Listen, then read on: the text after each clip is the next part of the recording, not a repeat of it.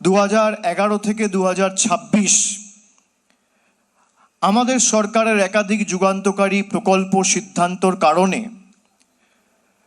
বিশেষ করে তপশিলি জাতি, উপজাতি, জনজাতি, মূলবাসী তালিকাভুক্ত প্রতিনিধিরা বিভিন্ন স্তরে বিভিন্নভাবে যেভাবে উপকৃত হয়েছে তার বিস্তারিত বর্ণনা তারা দিয়েছেন। আমি এখানে একটু আগেই এসেছি এবং আমি একাধিক বক্তার কথা শুনেছি, বক্তব্য শুনেছি। আমার বসে থাকতে থাকতে হঠাৎ করে মনে পড়ে গেল যে আজকের তারিখটা 2 মার্চ। আমরা কিছু ভেবে আজকের তারিখ হয়তো ঠিক করিনি, তার কারণ ফেব্রুয়ারি মাস জুড়ে মাধ্যমিক, উচ্চ মাধ্যমিক পরীক্ষা ছিল। যদিও আমাদের এই সভা, ইনডোর সভা আমরা আগেও করতে পারতাম, কিন্তু যেহেতু এসআইআর এর কাজ চলছিল, তৃণমূলের সর্বস্তরের জনপ্রতিনিধিরা মানুষের সাথে তাদের সীমাবদ্ধ সামর্থ্য অনুযায়ী তাদের সাহায্যের হাত বাড়িয়ে দেওয়ার জন্য মাঠে ছিল, ময়দানে ছিল। আমরা কোর্টে ছিলাম, পার্লামেন্টে ছিলাম, মাঠে ছিলাম, ময়দানে ছিলাম।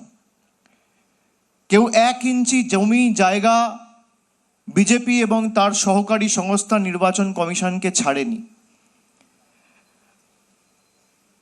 আমরা হঠাৎ করে ঠিক করলাম, আমার কাছে যখন রাজ্যের তরফ থেকে একটা প্রস্তাব দেওয়া হয় যে এমন একটা কর্মসূচি আমরা করব যেখানে প্রত্যেকটা বিধানসভা থেকে 10 জন 15 জন করে প্রতিনিধিদের আমরা ডাকবো এবং তপশিলি সংলাপ যে দলের কর্মসূচি যেটা আজকে ঘোষণা করা হবে, তো আমি বললাম ঠিক আছে, তাহলে মার্চের 2 তারিখ করে দেওয়া হোক। রোববার সবার অনেক কাজ থাকে, সোমবার দেখে 2 তারিখ।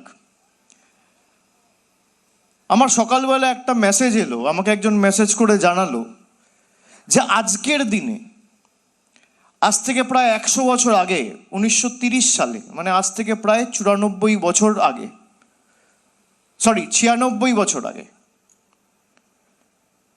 B.R. আম্বেদকর মহারাষ্ট্রে একটা নাসিকে মন্দির ছিল, কালারাম মন্দির। মূর্তিটা কালো পাথর দিয়ে তৈরি করা হয়েছিল বলে সেই মন্দিরের নাম ছিল কালারাম মন্দির। তৎকালীন ব্রিটিশদের পুলিশ এবং কিছু হিন্দু ধর্মের প্রতিনিধি বা মৌলবাদী হিন্দু যারা, তারা এসসি সম্প্রদায়ের মানুষদের সেই মন্দিরে ঢুকতে দিত না। আজকের দিনে প্রায় 15-20 হাজার মানুষ নিয়ে পায়ে হেঁটে B.R. আম্বেদকর সেই মন্দিরের বাইরে অবস্থান বিক্ষোভ করেছিল, আজ সেই 2 মার্চ। এটা কাকতালীয়, আমরা কিন্তু ভেবে চিন্তে সিদ্ধান্ত নিইনি যে আজকেই মিটিং করতে হবে। তার প্রতিকৃতিতে আমরা পুষ্পার্ঘ্য নিবেদন করেছি, মাল্যদান করেছি এবং বাবা সাহেবের দেখানো পথেই, সেই সংবিধানকেই পাথেয় এবং পথ চলার প্রেরণা করে তৃণমূল কংগ্রেস মাঠে ময়দানে লড়াই করছে। এমন এক পরিবেশের মধ্যে আজকে দেশ দাঁড়িয়ে রয়েছে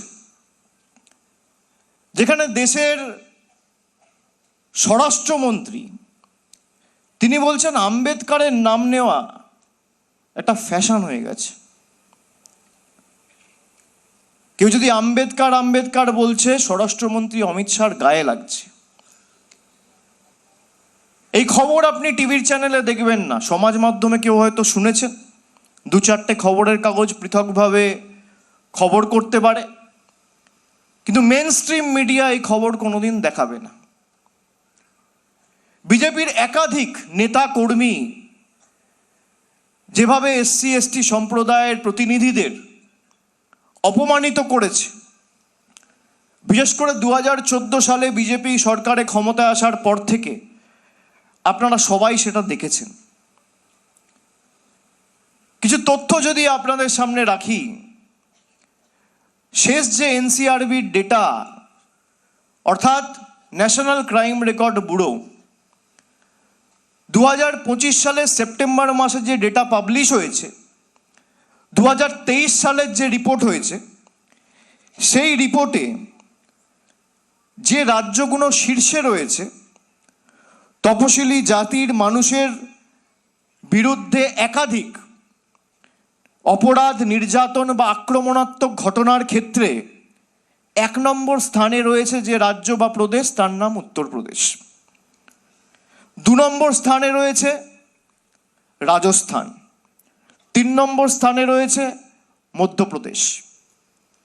উত্তরপ্রদেশে তপশিলি জাতি মানুষের বিরুদ্ধে মোট নির্যাতন এবং অপরাধের ঘটনার সংখ্যা হচ্ছে 15,130টি। 1টা 2টো 4টে 10টা 100 200 নয়, 15,130। 2 নম্বর স্থানে রাজস্থান, 8,449টি ঘটনা। এটা আমি খালি এসসি বলছি। 3 নম্বর স্থানে রয়েছে মধ্যপ্রদেশ, 8,232টি ঘটনা। অর্থাৎ তপশিলি জাতির ক্ষেত্রে, তপশিলি তালিকাভুক্ত মানুষের প্রতি নির্যাতন, আক্রমণ এবং অপরাধের যে ঘটনা ঘটেছে তার মধ্যে গোল্ড মেডেল পেয়েছে উত্তরপ্রদেশ, সিলভার মেডেল পেয়েছে রাজস্থান, আর ব্রোঞ্জ মেডেল পেয়েছে মধ্যপ্রদেশ। 3টেই ডবল ইঞ্জিন সরকার।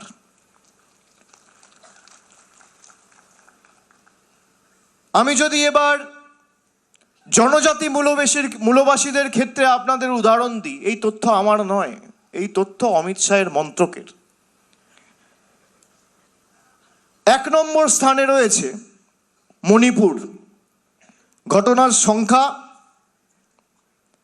আদিবাসীদের উপর নির্যাতন বা অপরাধের ঘটনা ঘটেছে মণিপুরে 3,399টি, মানে প্রায় 3,400। 2 নম্বর স্থানে রয়েছেন মধ্যপ্রদেশ। ঘটনার সংখ্যা 2,858। 3 নম্বর স্থানে রয়েছে রাজস্থান। ঘটনার সংখ্যা 2,453। 3টেই ডবল ইঞ্জিন সরকার। যারা দলিত, আদিবাসী, জনজাতি, মূলবাসী, তপশিলীদের উপর দিনের পর দিন অত্যাচার করে, নির্যাতন করে, আক্রমণ করে, অপমানিত করে, পদে পদে লাঞ্ছিত, নিপীড়িত, অত্যাচারিত, শোষিত, বঞ্চিত করে, তারা আর যাই হোক সমাজের বন্ধু হতে পারে না। যার নেতৃত্বে হচ্ছে সেই কেন্দ্র সরকারের স্বরাষ্ট্রমন্ত্রী বলছেন আম্বেদকরের নাম জপ করা এখন ফ্যাশন হয়ে গেছে। আজকে সেই তপশিলি জাতির বাংলায় যারা বসবাস করেন বা জনজাতি মূলবাসীর প্রতিনিধি মায়েরা, বোনেরা,